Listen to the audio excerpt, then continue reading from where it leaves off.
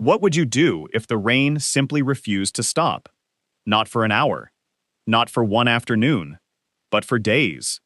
For people living thousands of years ago, that could become a serious survival problem. There were no modern buildings, no weather forecasts, and no easy way to escape a changing environment.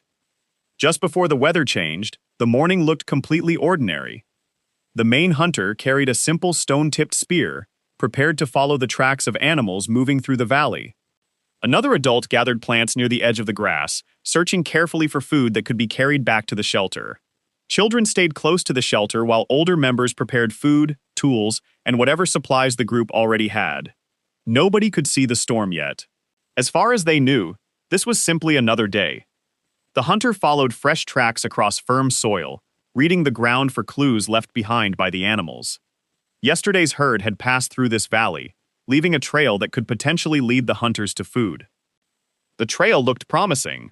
The footprints were clear, recent, and easy to follow. The group moved carefully, keeping their voices low and their movements controlled, so they would not scare the animals away.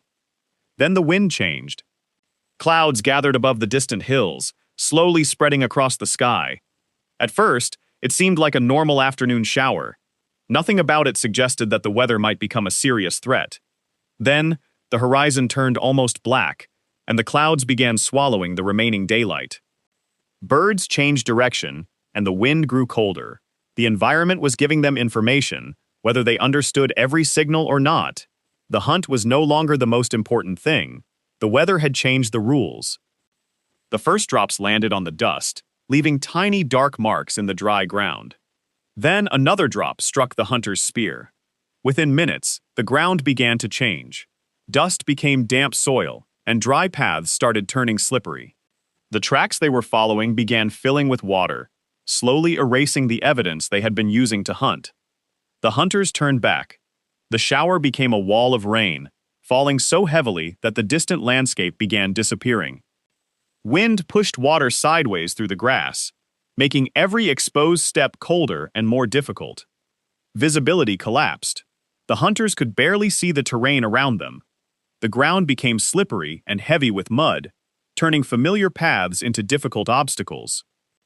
Every step home became harder, and suddenly returning safely mattered more than catching the herd. There was no reason to keep chasing the animals. Wet ground destroyed the advantage of a careful tracker. Footprints blurred, trails disappeared, and familiar clues became unreliable. The animals would move too. They would seek their own shelter, higher ground, or whatever environment offered protection. So the group chose survival over the hunt. They headed back before the water rose further, knowing that waiting too long could make the journey much more dangerous. The journey back was now a race against the weather. Small streams appeared where there had been none that morning, created by water rushing downhill.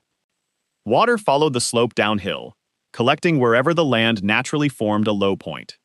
The group avoided the lowest ground, because those places could become flooded surprisingly quickly.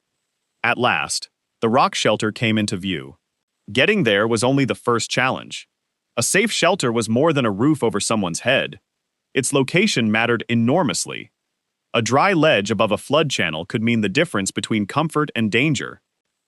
A cave entrance could block wind and rain, giving people a place to stay relatively dry. But caves were never automatically safe. Water could enter from above or below, especially if the cave sat near a drainage channel. Loose rocks could fall from unstable surfaces, creating another danger during heavy weather. Smoke could become trapped inside a poorly ventilated shelter, making breathing uncomfortable or even dangerous. Animals could also use the same shelter.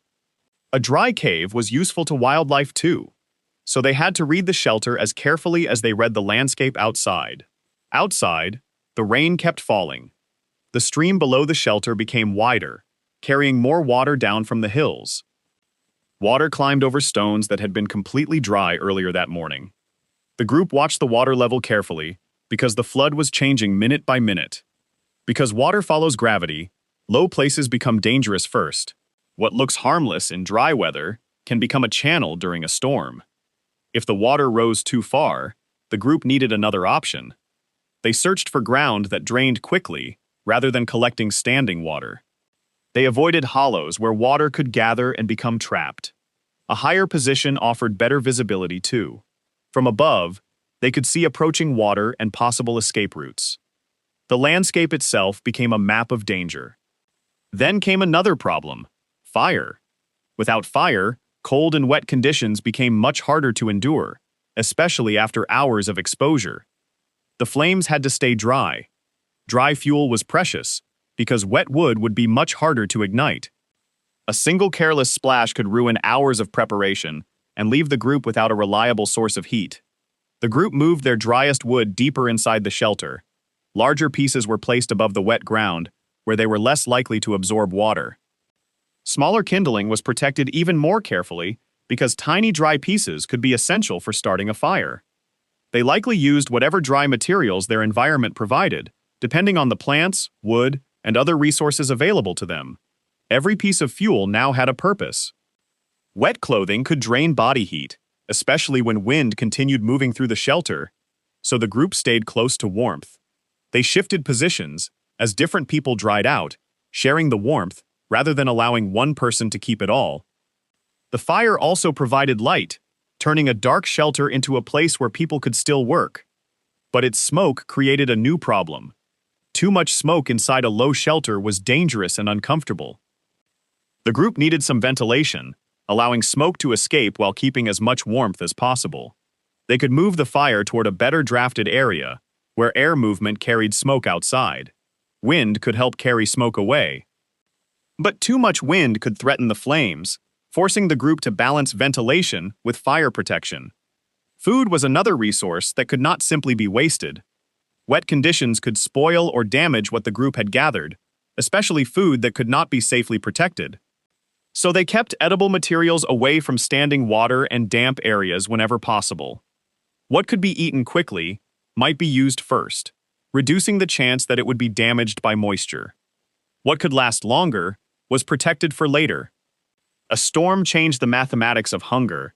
Every meal now had to be considered against an uncertain future.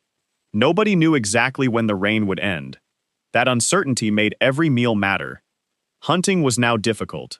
The animals were harder to track, movement was slower, and visibility was poor. So stored food became more valuable. Depending on the environment, there were still options. Some plants could be gathered close to home, especially if they grew around the shelter or nearby higher ground.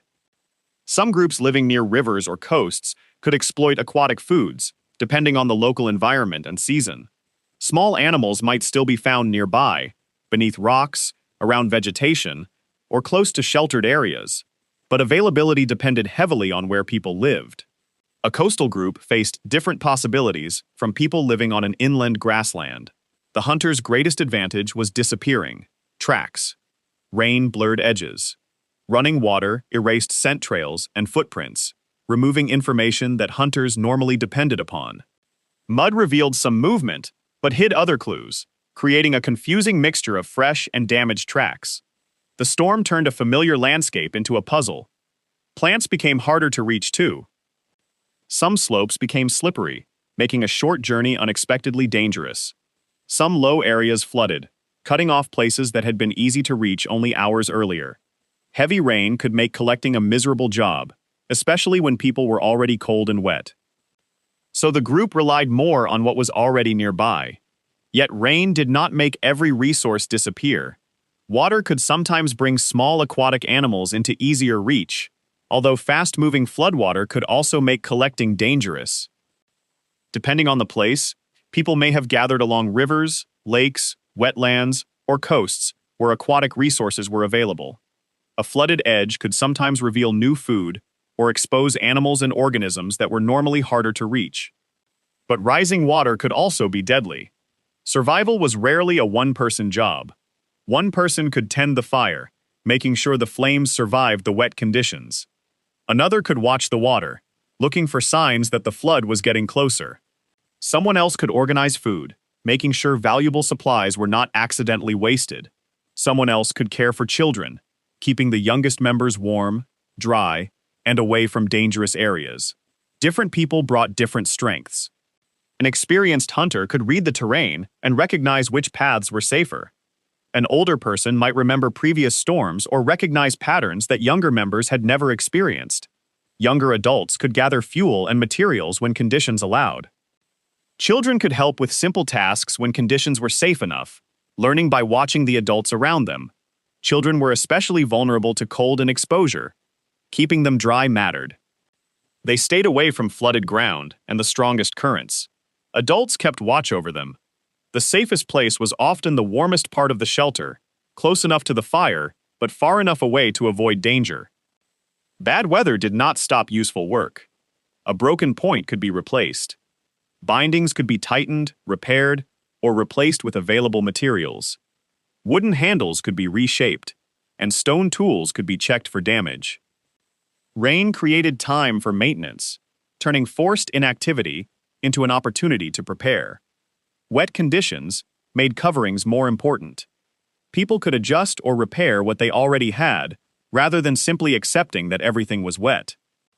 Extra layers helped block wind and preserve body warmth. Materials had to be kept as dry as possible because a wet covering offered much less protection. The goal was simple: keep the body warmer than the storm. Wet items were moved toward warmth, but not too close. Too much heat could damage some materials or accidentally set them alight. Slow drying was safer than burning a valuable covering that might be difficult to replace. The shelter became a small workshop as well as a refuge. The shelter itself needed constant attention. Water was redirected away from sleeping areas whenever possible. Loose debris was moved aside so people could move safely through the cramped space. Dry ground was protected from new leaks, puddles, and water flowing in from outside. A shelter could only protect people if people maintained it. After hours of rain, everyone had to rest. Space was limited. People likely slept close together for warmth, especially when the shelter offered little room.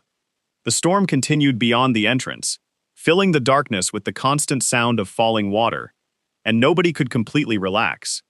At night, someone still needed to stay alert. Rising water could change the situation quickly, turning a safe shelter into a dangerous one. A strange sound could mean falling rock, an approaching animal, or simply water moving somewhere it had not moved before. The fire needed attention too, so sleep came in fragments.